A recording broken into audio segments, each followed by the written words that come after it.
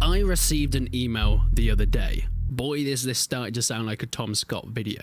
But this email was as follows. Hello, I am reaching out to see if you're interested in a mod that I'm currently developing for the game Mordhau. As a periodic viewer, I believe that this project might be up your alley and something you may consider looking at. It got my interest. I was somewhat intrigued, but it was the next line that really caught my fancy.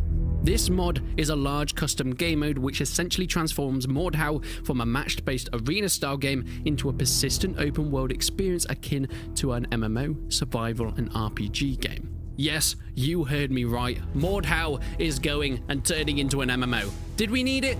Not really, but it looks cool. Seriously though, Mount & Blade Warband did this with the Persistent World mod. It took a game that shouldn't be open world, that shouldn't be an MMORPG, and it made it into that. And if you've ever played Persistent World from Mount & Blade Warband, it's goddamn amazing, and it works so well. But this is Mordhau. It's completely different, right? Surely this can't be cool. Well, let's take a deep dive. The game has been introduced to a full traditional style inventory system with the ability to craft items and trade with AI. It's been transformed into a large game world and has many of the vanilla maps that have been integrated to within it. You'll see stuff that you'll recognize from the base game of Mordhau, but it's been completely transformed into this new style of game. There's dynamic AI just roaming around the world that can be interacted with, thought out character progression systems and equipment buffs, rarities and a crafting economy, as well as a hived cross-server play, meaning that you can do a lot of progress in one server, log out and continue playing with the same character, the same skills and equipment on a completely different server. For the future, they're also in the process of implementing a guild and territory control system, as akin to something like Life is Feudal. Let's just hope it doesn't end the same way as that game. But Mike, my mod author who gave me this email, left it saying that they've been working on this mod for about 3 months. A little bit suspicious to me. Surely they can't do all that much in 3 months. Well, let's actually take a look at what they have done. We start off with this first video showcasing some of the main features that this survival RPG is going to implement. Of course, horseback riding, it's a given, but oh my is that the world? Okay, we're going pretty fast here. I'm liking this inventory system. Look at it. It looks goddamn gorgeous. I love the icons on pretty much everything, and being able to interact with any sort of trader and then just move on like it's nothing. Bandit hunting, loot. Oh my word. Jesus, it looks so good. But of course, all of this is implemented and integrated within Mordhau's base mechanics, its famous combat system that took what Chivalry did and kind of pushed it to another level. But adding in things like harvesting and gathering, something that just doesn't make sense that it could be done within Mordhau. And all this is apparently done in 3 months. Chopping down trees, picking up the woods, and then I'm assuming going and crafting, creating fires, weaponry. Jesus Christ, Mike. What have you done here, my boy? We then get another look at the UI system implemented within this crafting and the blacksmiths. You can see all the options we have on the left-hand side. Everything in red is what we can't craft, and everything in green is what we do have the resources and equipment to craft. Then we do it within the smith itself. They can be equipped, or we can trade it with the AI within the game, or purchase it off another trader. I'm assuming that we can sell as well and make this whole economy. There will be dynamic world events such as, well, killing bandit bosses with your friends, which essentially is just taking the giant and big boss level out of the normal Mordhau and putting it within here. But it just seems to work so much better within this open world.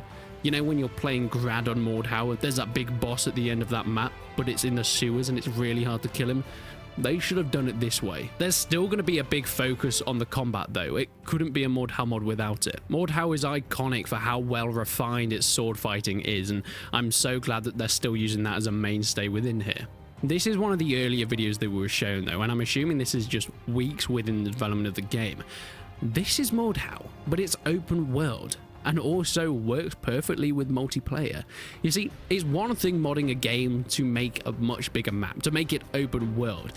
There's another thing keeping it well optimized, and as we can see, we're getting a solid 60 FPS, and then it's a third thing to make it work with multiplayer. Of course, Mordhau already had that multiplayer implementation system, so it's not all that a surprise, but it's still goddamn impressive that this has been put within a game itself. Riding through the open world on horseback, torches are lit, Eventually, this is going to be you and a group of friends going to take out bandits that have spawned dynamically within the world, getting some loot or some more raw resources. Maybe you're going over to find another clan, another guild of people that have been pushing their luck with you, and you're going to give them some fine punishment. Something that I'm really impressed by is that they've actually taken the time and effort to make it look like this world is living and breathing. They haven't said anything really about whether you can build things within this. I'm assuming not. A bit like Mount & Blade Warband's persistent world, everything here is, well, it's set in stone. It's a map that's been made by the mob developers and you just live within it. Yes, you can cut down trees, gather resources, but